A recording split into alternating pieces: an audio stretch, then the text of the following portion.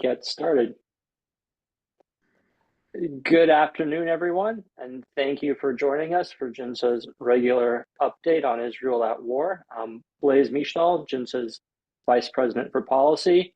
I'm delighted to be joined from Israel by Major Generals Yaakov Amidror, a distinguished fellow here at Jinsa and former National Security Advisor, and Major General Yaakov Aish, Julian and Jenny Josephson, Senior Vice President for Israeli Affairs at Jinsa, and former defense attaché here in Washington, as well as head of operations in Israel. Thank you both for joining us, Generals Amidror and Aish. I wanted to start by asking you about the situation in Gaza and the expanding IDF operations that we've seen, not just in Rafa over the past couple of days, but not just in Shajia, as we've seen in the past week or so, but expanding into Gaza City and it seems most parts of Gaza at this point. So can you tell us a little bit more, General Amidror, on what the goal of these operations is? Yes, I think, first of all, good evening, and thank you for inviting me for this briefing. I think what we see is the essence of the second phase, that we spoke about it many times in the past. In areas in which the IDF finished to dismantle the system of Hamas, we are coming back to areas that we have intelligence about, areas in which either we missed some infrastructure during the first stage, or areas that the Hamas is coming again to use it for a regrouping, to build the capabilities. The headquarters of UNRWA is a good example, a place in which we had been. We took all the facilities which had been underground, that was the intelligence center of Hamas, and now we came back to destroy the place, because that was used by Hamas for rebuild its capabilities in the area. And the same is Shajia. In Shajia, I think it is more about areas that we didn't enter to in the first stage, and now we are coming again and cleaning it. We understand, or based on the intelligence that we gather, probably from interrogation of Palestinians and all the materials which was confiscated in the headquarters, which we are learning slowly. There are half of billion of files in this system. We are screening them all, that everything will be digital, and slowly we are coming to information telling us, guys, in Shajia you missed A, B, C, and D. Go again and destroy it. And when we are coming, if there are, as it was in Shajia, and the terrorists came again to this infrastructure, we kill the terrorists and then we blow it up. So this is the essence of stage two, cleaning the area. Cleaning the area meaning things infrastructure that you missed in the first stage, and areas or places or that are reused by the terrorists to rebuild their capabilities. Both are good targets from our point of view, because we want to clean the strip, and cleaning the strip means the most important infrastructure facilities, or most of it, and to kill as many terrorists as possible. So, General Amidror, if this is the stage two, as you just said, does that mean that major combat operations have ended and we've now transitioned to sort of smaller counter-terrorist operations? Or will there still be some form of major combat operations going on in Rafa and other parts? No, Rafa we didn't finish. We are in the middle of the intensive part. The Rafa, and there are two areas in the center, Deir el-Balach and another place, which we didn't touch yet, and in those places we'll have to come with bigger forces and more firepower. But even during the next year, in which we will clean Gaza, in some cases we will come with big forces because of the character of the place. It is many, like Shajia. We speak here about long tunnels and and regrouping of terrorists within the tunnel. So it needs its own supportive forces, and the main force cannot be directly. If it is only the Shifa hospital we did at the second time with less than 2.5 battalions. So it depends on the character of the target and the intelligence that we have about.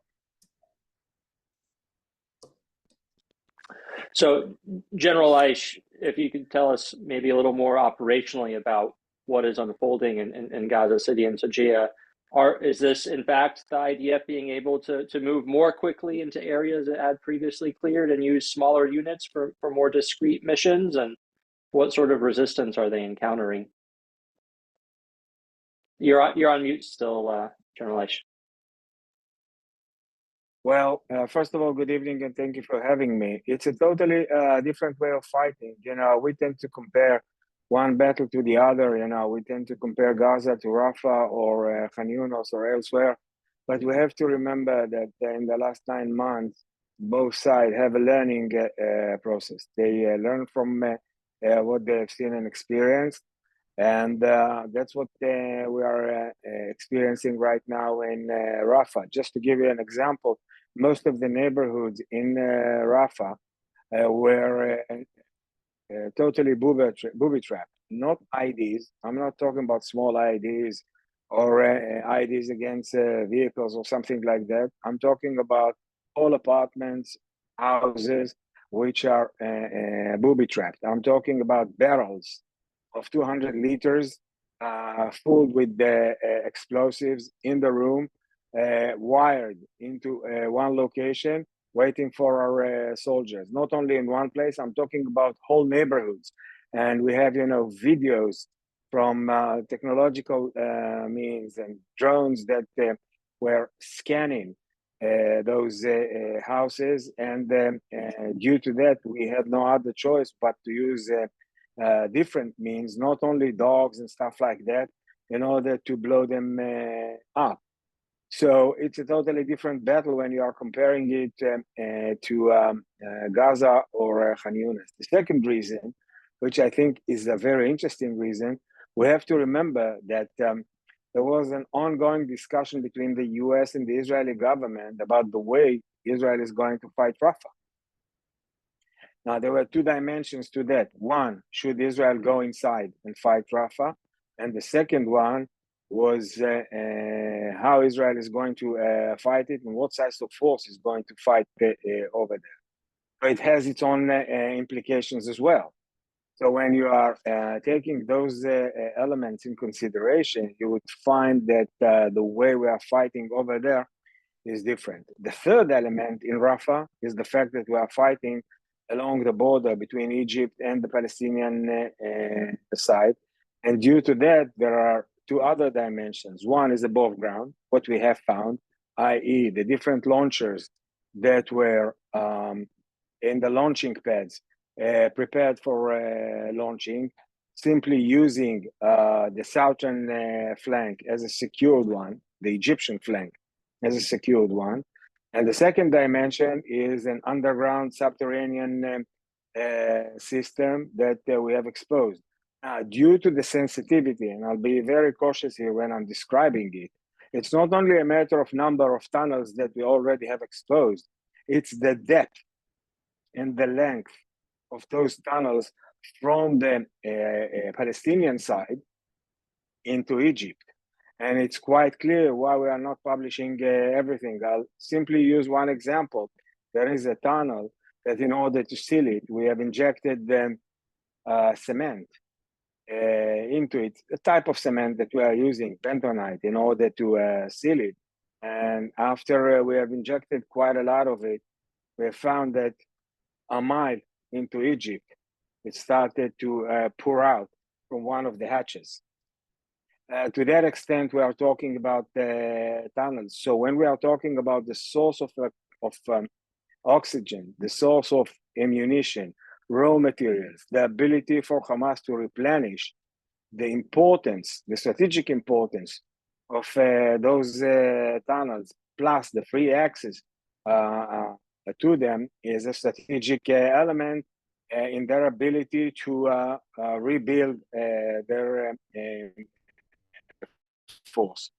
And that's why the fighting in the area of Rafah and the Philadelphia axis challenge that vision is dealing with, and we take it in practically speaking, have created a very good control for us in terms of who is crossing from the south to the north part, and by that we have a certain ability to screen those who are willing to cross. It is something disturbed significantly Hamas and delay its ability really to rebuild the capabilities in the north part of the Gaza Strip. So when you are taking those operational considerations up to the strategic level and you are thinking about them, you would find that all in all, it creates a significant pressure, as we can see it with the willing to make a certain progress with the hostages case, because they realizing that they are losing their capabilities, and the pressure is with them a very harsh strategic implication for their existence. So, General, we were hearing, I guess, towards the end of June, that major combat operations in Rafa would wrap up within 1 to 3 weeks. We're sort of 2 weeks into that time frame. Is it still a realistic time frame given both the booby traps, the situation above ground and below ground that you described, or is it going to take more time still to finish up operations in Rafa? I think the time frame that General Amidor have mentioned is the right time frame. Basically, we are about to move from phase B to phase C. In that sense, we are going to change the size of forces that we are investing. But at the end of the day, we are there to achieve the same strategic goals as they were defined by the Israeli government.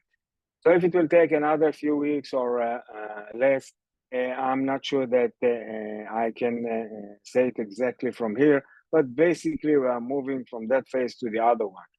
Definitely what we have seen till now in Rafah and the different neighborhoods around it, Brazil and Shabura, and under the Philadelphia axis, it will take us down. It's not only a fighting, it's also the technology and the engineering capabilities that have to be implemented in a very safe and with all taking all the consideration into it when we are implementing them in order to demolish those capabilities. And maybe it's a good opportunity to speak about the future solution for Philadelphia, because at the end of the day, it's not only about demolishing it, it's about the ability to continue and to have good control. And definitely the Egyptian control, as we have experienced it in the past, is not enough. And I think for us, at least from the Israeli side, it seems like the solution that we came with, the subterranean solution that we built on the Israeli side, has to be implemented also over there. The big advantage is that you are talking only about something like 10 miles compared to 35 or 40 miles when you are talking about the border between Israel and the Gaza Strip. So I assume that it is something that we will have to consider together with the US and the Egyptians for the day after.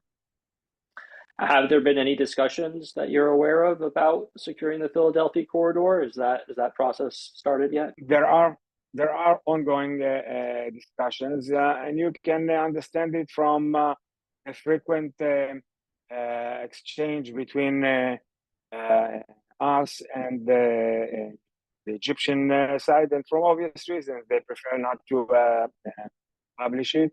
And obviously, CENTCOM is fully into the picture, and the US administration is also a significant part from it. We've also seen negotiations resume towards a hostage and ceasefire deal. And I guess we heard over the weekend that Hamas reportedly dropped its demand that a deal include a permanent ceasefire. Is that evidence that the military pressure is working to move Hamas towards a deal? Or is this just a negotiating tactic to buy more time? How realistic are the chances for a deal this time? General Amador, do you have a sense? You're on mute, sir. I didn't hear your last sentence. How realistic do you think chances for a hostage deal this time are? Okay. I don't know. We see for sure that Hamas probably, I don't know again, this is my assessment, under the pressure and the success in Rafa, Hamas was ready to be more flexible about the conditions to begin the negotiations. I'm very careful in what I'm saying. It's the conditions to begin the negotiations. It's not about the negotiations itself. It's not about the outcome of the negotiations. It's about the ability to open it, to reopen it. How far they will be ready to go, how strong is their commitment, how much can be achieved in negotiation, I don't know. It's an open question with a no answer. I'm not sure that even Hamas knows how far we'll be ready to go, and very much depends how we continue to put the pressure in Rafa. A good success today or tomorrow or the day after, and they understand that the whole system is collapsing, it might be a good chance here. From what I hear, not from them, but from Nasrallah, that he is preparing kind of a long ceasefire. Probably Hamas informed them that the Hamas is ready to be more flexible. But it's always rumors before the negotiations, and the test at the end is in the negotiations itself. No question that Hamas is more flexible now than it was a few months ago when we stopped the negotiations. And my assessment is that it is because the success of the IDF in Philadelphia and Rafa.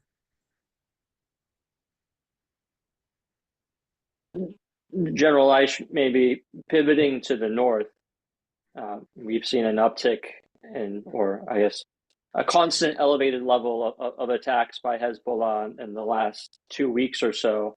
In recent days, we've seen 2 Israelis killed and an American injured, I believe. Can you tell us a little more about what the situation in the north looks like today? Well, I'll try to cover it top down. I think what we see in the north is the fact that Hezbollah, and I would risk by saying that Iran behind it is doing whatever they can to avoid war, to avoid the further escalation.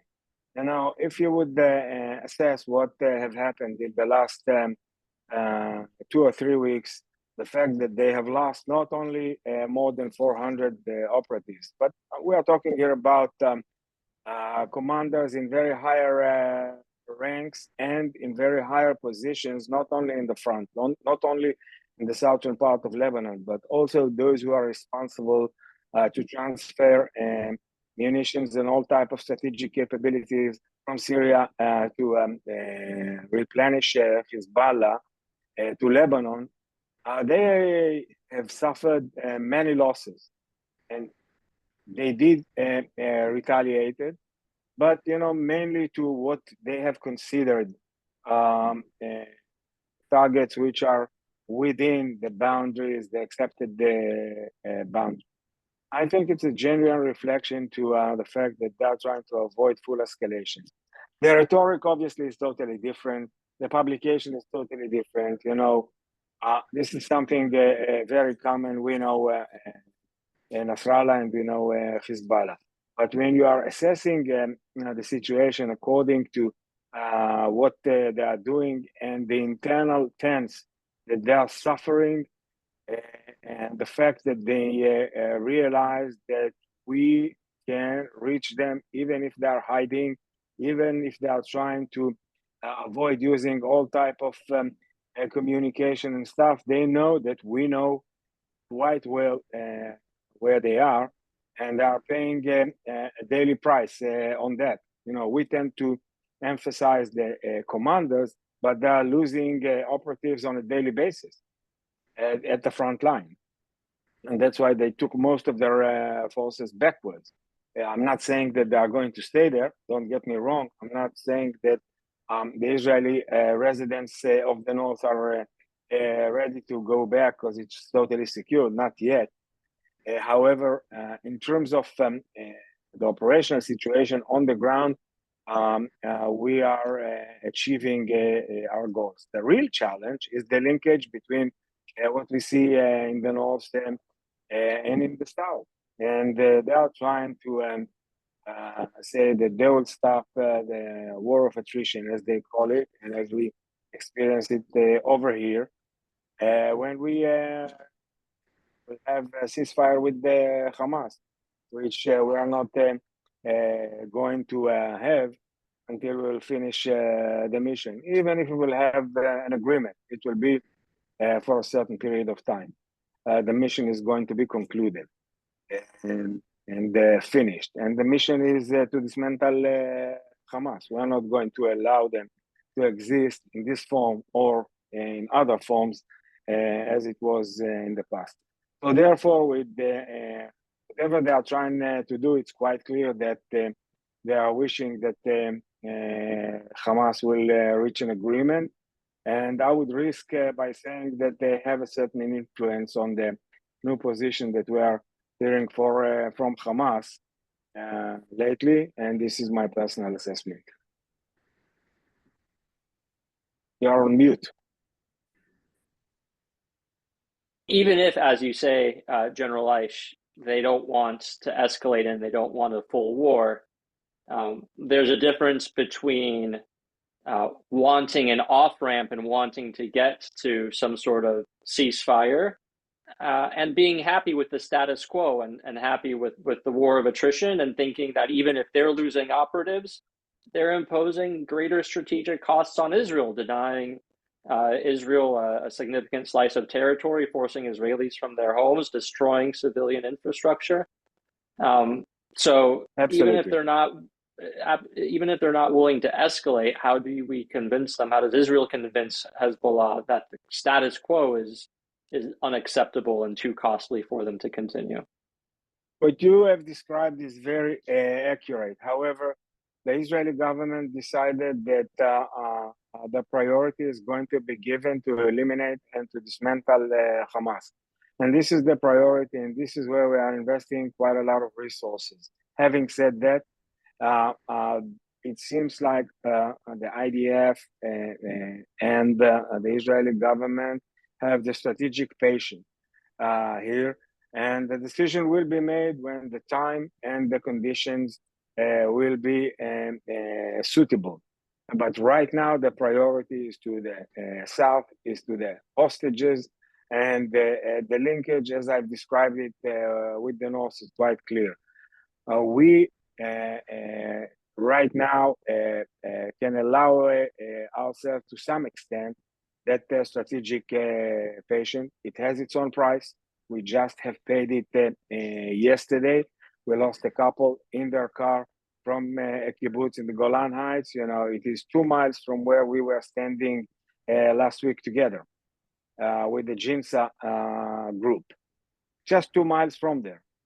And I'm not dismissing it. It's a heavy price for us. But in terms of the strategic picture, it's quite clear where is the Israeli priority right now. No one can promise you that it will stay there forever. So this strategic patience, does that mean hoping that you can delink Gaza and the north, or that as if there's a ceasefire or as major combat operations wind down in Gaza, that will lead to quiet in the north? Or is that trusting in the diplomatic process the U.S. is leading? What is sort of the process for strategic patience? The Hezbollah says clearly, if it will be quiet in Gaza, they will be quiet. But this quietness was nothing, because the minute that we will continue the war in Gaza, they will come back. I don't know what will be the language of a diplomatic agreement, because for diplomatic agreement, Israel will have to pay, and we will not agree to any conditional agreement. So we have to see. If will be an agreement that the Americans are leading, that cannot be conditional. If we don't have an agreement, Hezbollah probably will finish or stop the launching the rockets and the missiles in the north. The minute it will be quiet for in Gaza, but it will be for a while till it will resume in Gaza. And this is why, as General I said, we cannot agree to continue this situation. If we have a pause now, it's only to prepare ourselves to be better in the next time that we will have the opportunity to initiate a war. Let me ask General Amador about the role of the U.S. in this. GINSA's President Mike Makovsky just had an op-ed in the New York Post. And for those of you who haven't seen it yet, I suggest you check it out at ginsa.org, in which he argues that the United States is making war more likely in the north by not backing Israel fully, and by making statements like Chairman of the Joint Chiefs, General C.Q. Brown, made a couple of weeks ago, saying that the United States won't come to Israel's aid in a northern war. Is there more that Israel would like to see from the United States in terms of support in dealing with Hezbollah? Look, I don't give advice to America. You know my fixed idea. We should not. I can analyze Hezbollah. Hezbollah for sure will have less incentives to initiate or to go to escalating the situation if Hezbollah knows for sure that Israel and America combined in such a war. If Hezbollah think that Israel will be alone, it is easier for Nasrallah to escalate and to make decisions might lead to war. Because this is part of his calculation about the ability of Hezbollah to survive. And the ability to convince Hezbollah to sign an agreement through the Lebanese government is only if and when Hezbollah understands that the alternative is a war in which America and Israel cooperate or doing the efforts with each other. It's not that we are expecting Americans to fight in Lebanon, not at all. We don't want America to fight in Lebanon. We don't want Americans to be involved. But if Hezbollah understands that the support of the United States of America to the war that will be conducted by Israel will be a full support, he will probably more hesitate than without. All right. Well, let me turn to questions from our audience. And if you are in the audience and have any questions that you'd like to pose to Generals Amador or Aish, feel free to submit them through the Q&A feature. If you type them out and submit them, I'll be happy to read them. But I'm going to turn to the questions now, because I know in particular General Aish is keen to get back to the Euro Cup semifinal. How you talk? I don't know who you're cheering for, General Aish, but we'll try to finish up before halftime ends. I'm with the English team. English versus who? The Netherlands. Holland, Netherlands. I'm for the Netherlands. I don't know about football, but I'm for the Netherlands. Tied 1-1 at the half, if anybody was curious. So we have a question from Admiral Paul Becker, who was just with us on the GNA program in Israel, asking, a couple of weeks ago, the Israeli Supreme Court ruled that the Haredim, Orthodox Jews, must serve as conscripts in the IDF. When does this start? How will it impact the IDF short-term and long-term? The answer is that it is not going to be begin. The army is preparing itself. They are speaking about next year another 3,000 ultra-Orthodox that will be recruited by the army.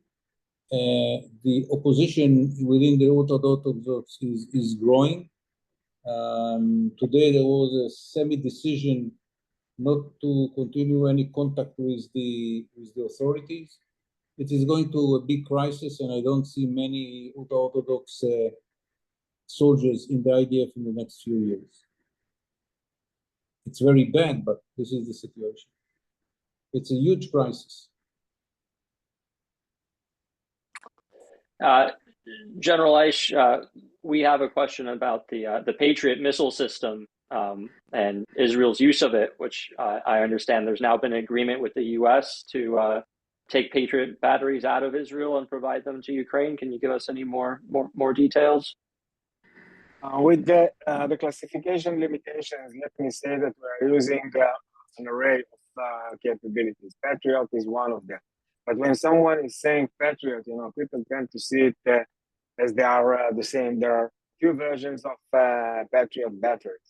And the current batteries on the table where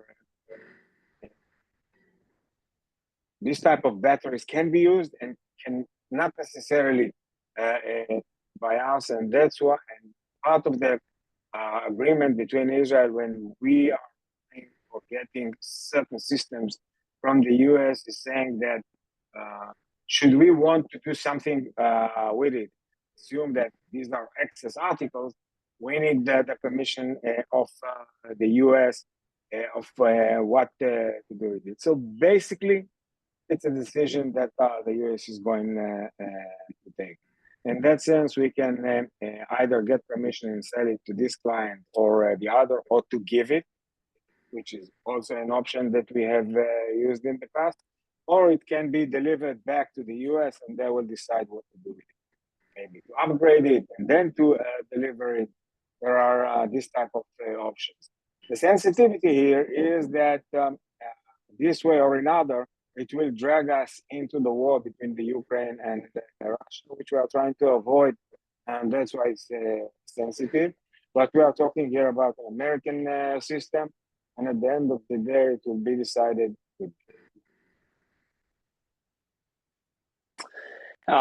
There's been estimates made that 80% of Hamas has either been killed or wounded. Do you have a sense if those numbers are accurate, and are there how strongly are the remaining Hamas fighters fighting back? The issue is not only what we have achieved or dismantled, but the ability, the residual capability to rebuild itself is highly significant. I spoke at the beginning about the source of oxygen for Hamas, which is the tunnels under the Philadelphia axis.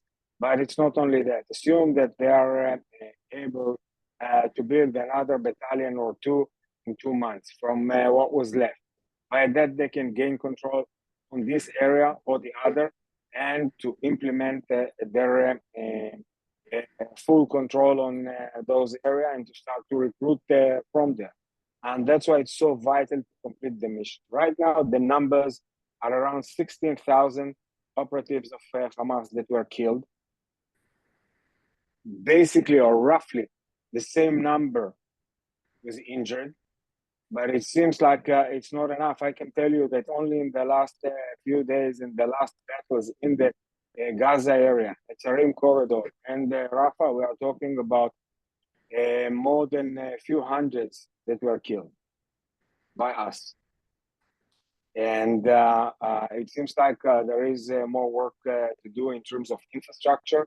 We didn't spoke enough about tunnels all over that we still have to expose, as General Amidor was talking about, the intelligence means that we are using in order to investigate and clarify.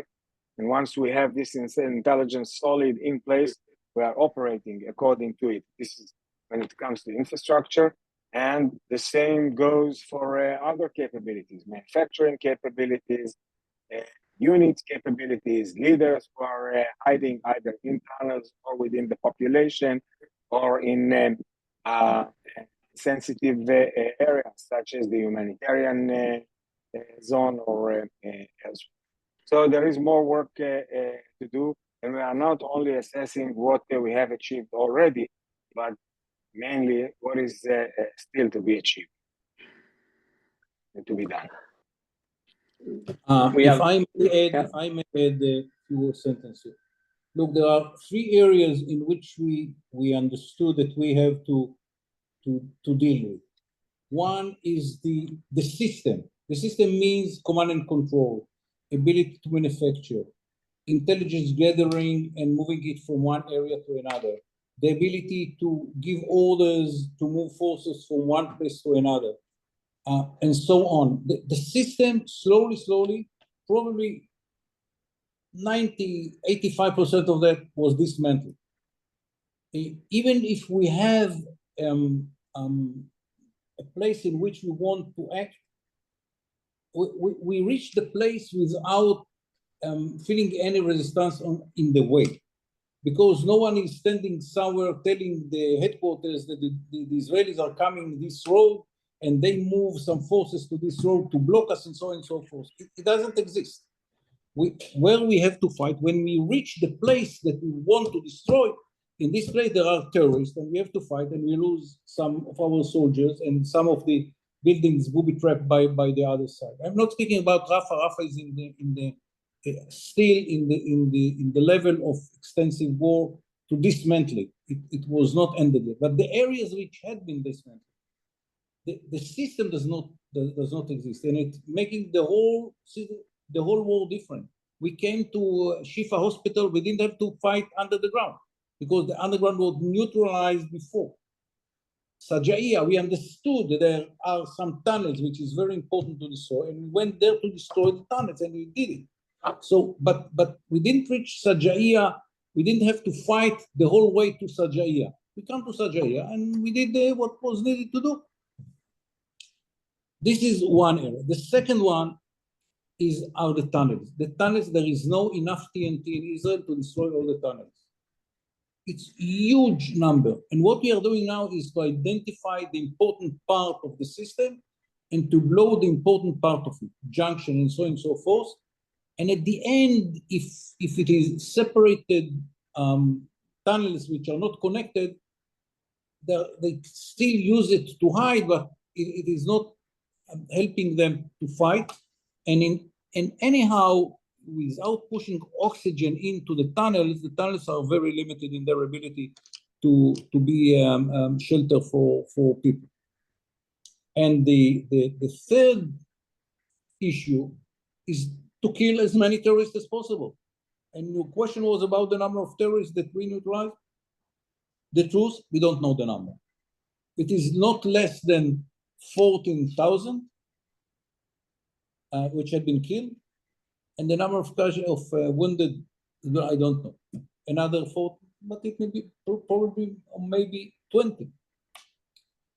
What important is that we are killing slowly the whole level of leadership.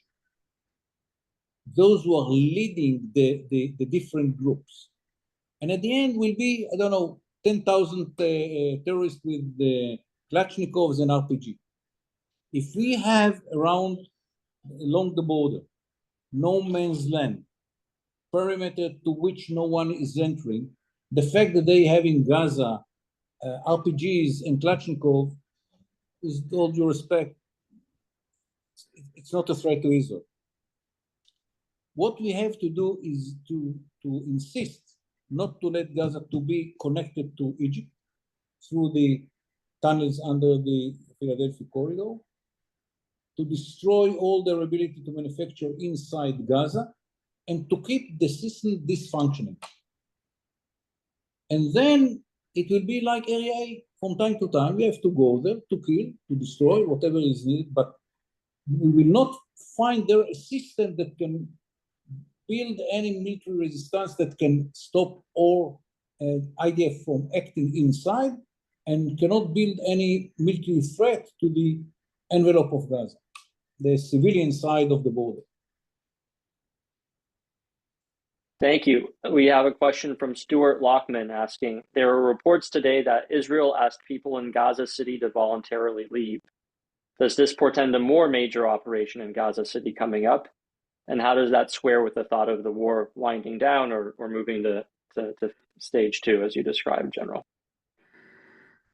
We didn't say that we are going to stop fighting inside Gaza. What we said that the nature of fighting is moving from one phase to the other.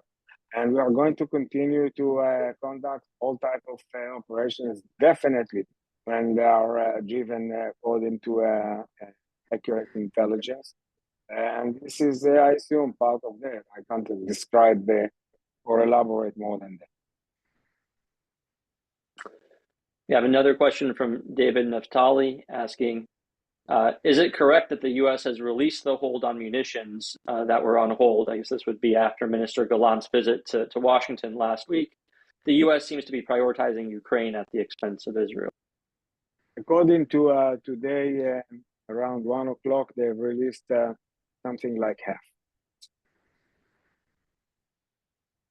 Does that mean the hold on 2,000-pound bombs continues? Still there. Then we have another question asking about the Israeli decision, I guess before the war, to provide concrete into Gaza to build houses and allow Gazans to come into Israel to work. Was that a safe thing for Israel to have done? I guess is the question. Yet to be decided and yet to be seen. I can tell you as an example that fertilizers that were used in Judea and Samaria and were released for Judea and Samaria for agriculture purposes for farmers are not allowed right now, because what they were using them is to mix them and to create improvised TATP and all type of explosives. So we will have to monitor carefully raw materials with dual use purposes. And it's not only concrete, it's fertilizer, and it's many other stuff and things. Thank you. Any closing thoughts before we wrap up? General Amador, anything you want to close with? Yeah, I want to add a few sentences about the north. The big problem of Israel is the north, with all due respect to Hamas and Gaza and so on. And here, how to call it? I met today an ambassador of an important European country. And I told him, and he told me, it's not tolerable. We understand that you cannot continue, but no one is saying it loudly. Israel will not allow this situation to continue. If we have to go to war now or we have time to prepare ourselves, it's our decision. But basically, this situation in the north cannot continue, and Israel will go to a big war. Big war means devastating, huge devastation to Lebanon, not because we want to attack Lebanon, but because Hezbollah is everywhere and the missiles are under civilian buildings. Huge building that in the basement there are missiles. And it will be very problematic for Israel. Our own front will be damaged for sure. But we cannot allow this situation to continue. The fact that someone can make a decision in Beirut and within a week, 80,000 Israelis will have to evacuate themselves or be evacuated by the government is not a situation that we're ready to take, to agree to. And that will lead to a war today, tomorrow, a month from now, a year from now, I don't know. But the war is there.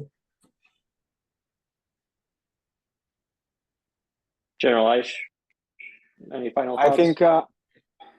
I think there's no change when I'm thinking about what our strategic goals at the end of the day. It's still the same. It's dismantle the Hamas hostages back at home residents, as General Amidro describing at the north and in the south, back to their houses, living in safe and security. Well, thank you both for your time this evening. Thank you to everyone in the audience who tuned in. I hope everyone has a good afternoon, and we'll see you. Well, we have a webinar tomorrow talking about the outcome of the Iranian election with Ray Takei and Mariam Mamasadeghi. I highly recommend that those of you who are interested tune in. And if not, hope to see General Amidror and Aish next week for the next update from Israel. Thank you both so much. Thank you, Blaze. Thank you, General Amidror. Thank you very much. Good night.